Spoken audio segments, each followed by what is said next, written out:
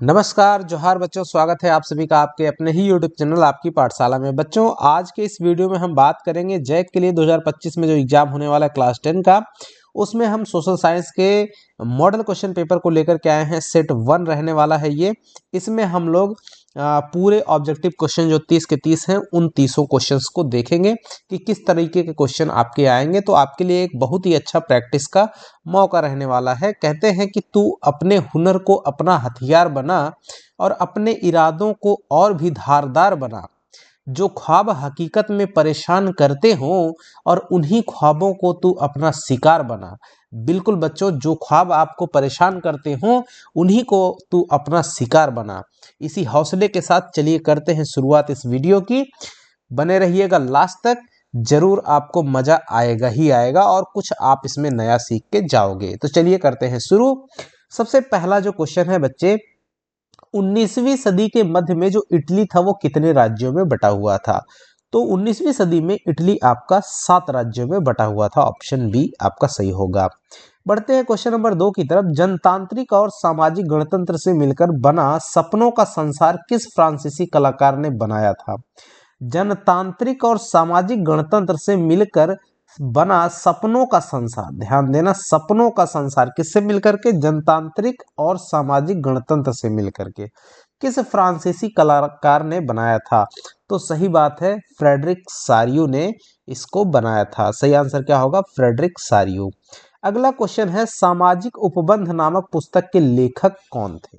सामाजिक उपबंध काफी अच्छी किताब है। सामाजिक उपबंध नामक पुस्तक के लेखक कौन थे? सही आंसर है रूसो। आगे बढ़ते हैं 4 नंबर। देश को एकजुट करने के लिए महात्मा गांधी को एक शक्तिशाली प्रतीक के रूप में क्या दिखाई दिया? तो देश को एकजुट करने के लिए आपने देखा होगा दांडी नमक वाली जो यात्रा हुई थी। तो सही आंसर क्या है? नमक। अगला क्वेश्चन है 5 नंबर। अहिंसा का धर्म, अहिंसा का धर्म सभी भारतीयों को एकता के सूत्र में बांध सकता है, यह विश्वास किनका था? जाहिर सी बात है, अहिंसा की बात किसने करी थी? तो आप सबको पता होगा, महात्मा गांधी ने। सही आंसर हो जाएगा क्या बच्चे? महात्मा गांधी। बढ़ते हैं अगले क्वेश्चन की तरफ। G77 लिखा हुआ है। G77 से आप क्या समझते हैं? तो ये एक समूह है, ऐसे देशों का समूह जो विकासशील हों। ठीक है, तो ये क्या हो जाएगा? एक विकासशील देशों का समूह है जिसमें 77 देश शामिल है। अगला क्वेश्चन है 7 नंबर। देखिए, स्पिनिंग जेनी जो मशीन थी इसने किस प्रक्रिया में वृद्धि की? तो कताई के प्रक्रिया में इसने वृद्धि की। सही आंसर क्या हो जाएगा? कताई। अगला क्वेश्चन है, गैली क्या है? गैली, ध्यान देना, तो गैली एक धातुई फ्रेम है। सही आंसर क्या होगा बच्चों? ए। अगला है, कपास उत्पादन के लिए निम्नलिखित में से कौन सी मृदा उपयुक्त होती है? तो ध्यान देना, जो कपास उत्पादन के लिए होती है वो काली मृदा में कपास सबसे अच्छा होता है।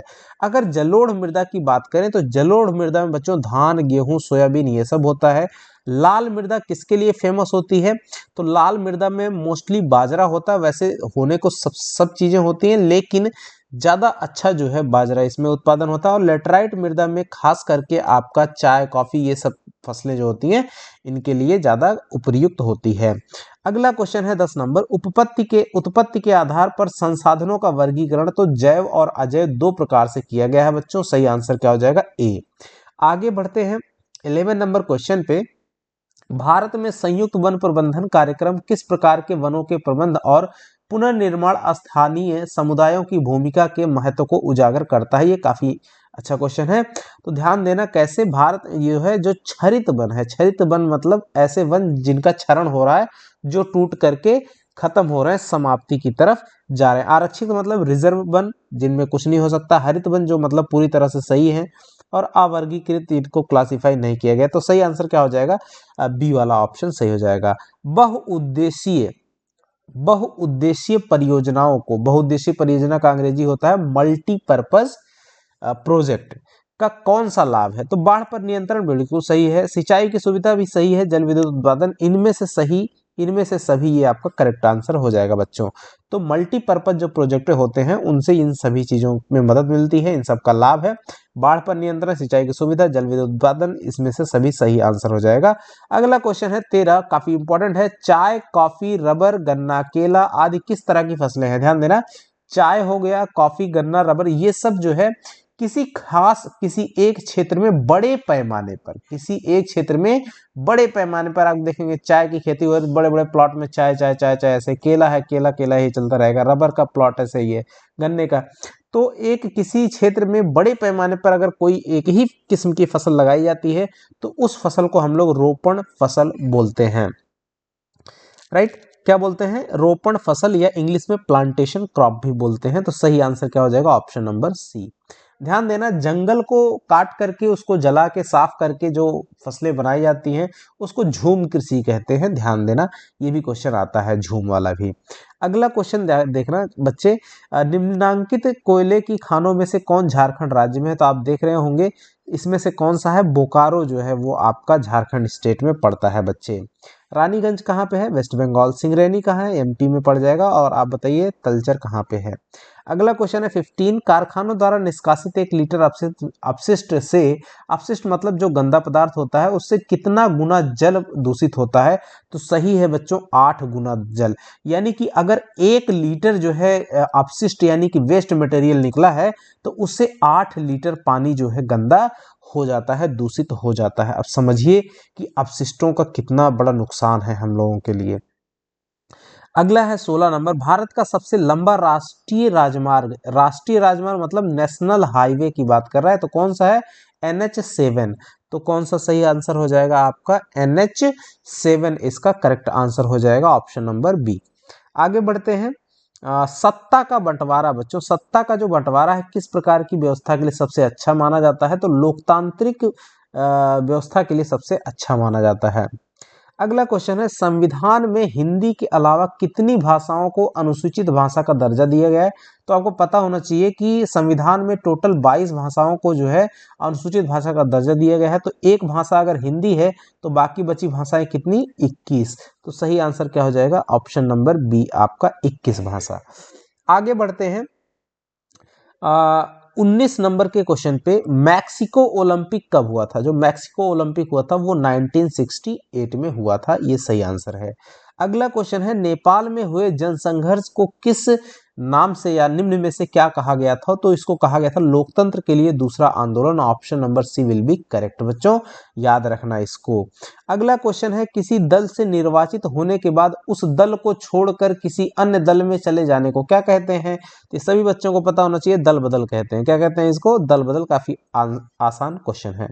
अगला क्वेश्चन बच्चों, लोगों को राजनीतिक सुधार लागू करने में और सशक्त बनाने वाला कौन सा अधिनियम सबसे सर्वश्रेष्ठ है? लोगों को राजनीतिक सुधार लागू करने में और सशक्त, मजबूत बनाने, सशक्त मतलब मजबूत होता है, तो और सशक्त बनाने में सबसे सबसे कौन सा अधिनियम, अधिनियम का मतलब कानून होता है, श्रेष्ठ मतलब सबसे अच्छा है।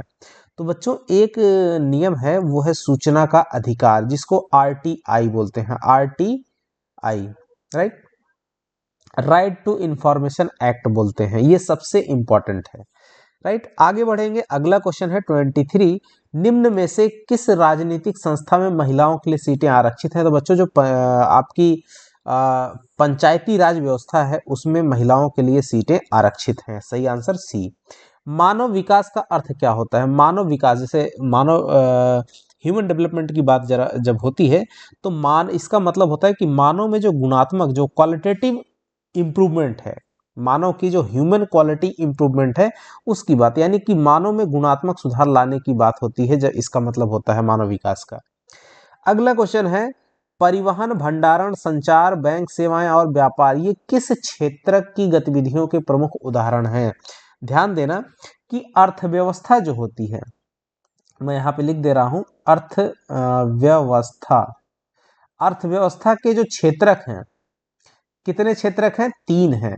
एक तो प्राथमिक, द्वितीयक और तृतीयक।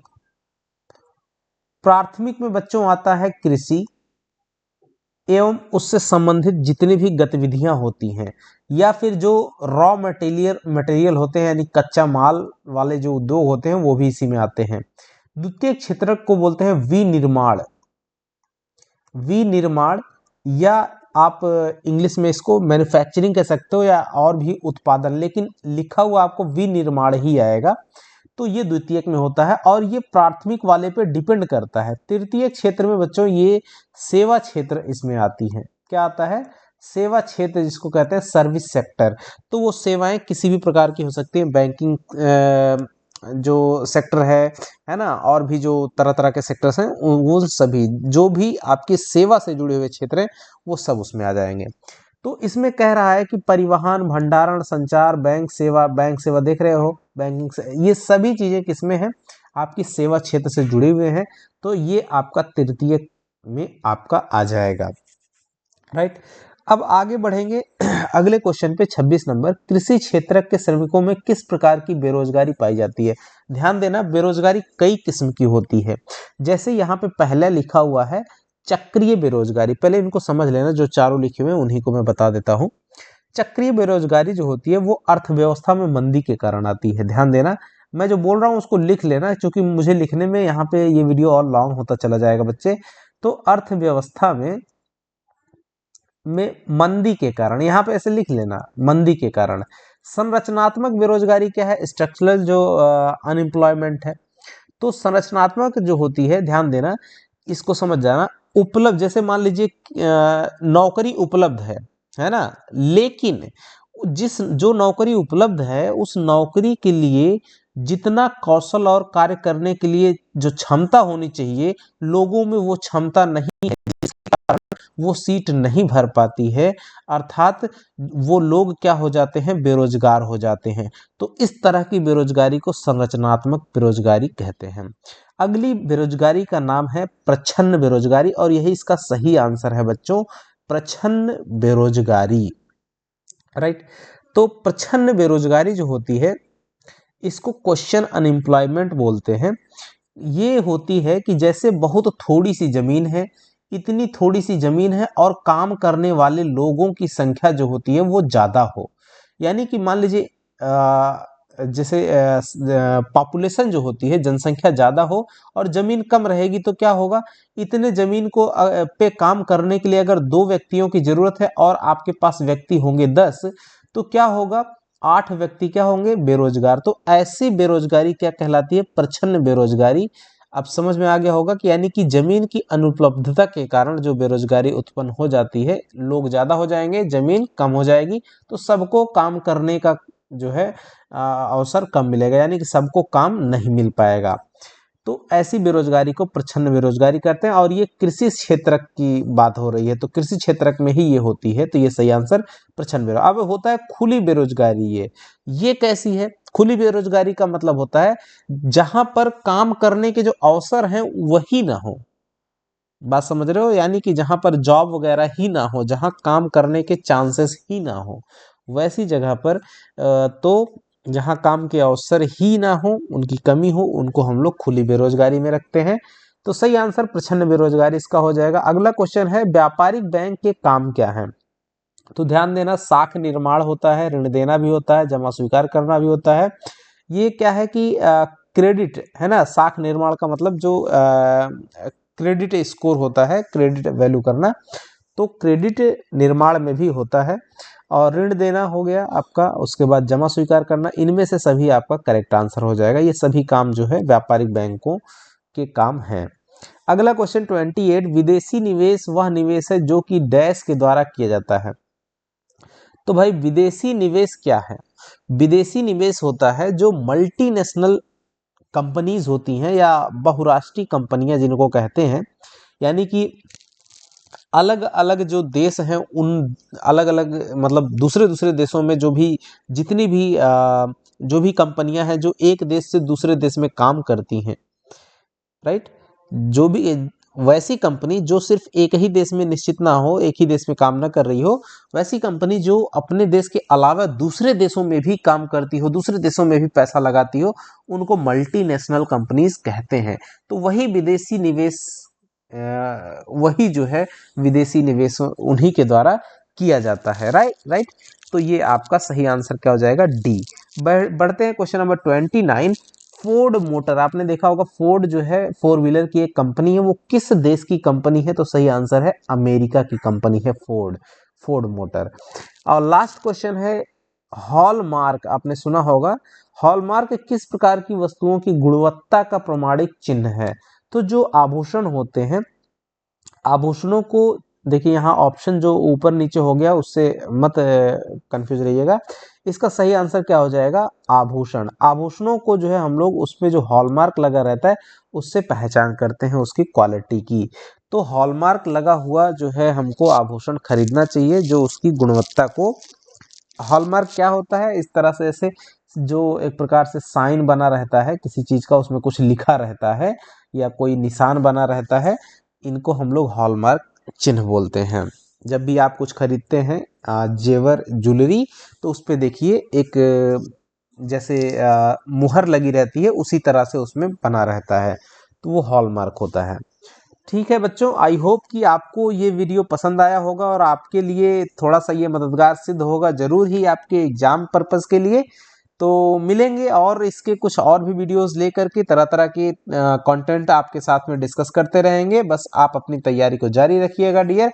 मिलेंगे अगले वीडियो में, तब तक के लिए नमस्कार, जय हिंद बच्चों।